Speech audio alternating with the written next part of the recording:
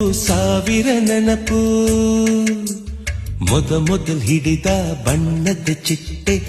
ಮೊದಲ್ ಕದ್ದ ಜಾತ್ರೆಯ ವಾಚು ಮೊದಲ್ ಸೇದಿದ್ದ ಗಣೇಶ ಬೀಡಿ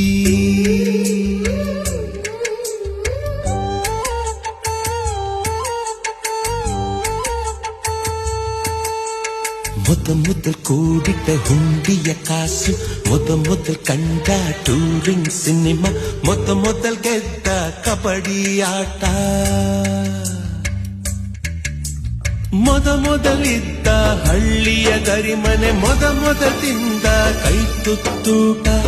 ಮೊದಲಾಡಿದ ಚುಕುಬುಕು ಪಯಣ ಮೊದಲಳಿಸಿದ ಗೆಳೆಯನ ಮರಣ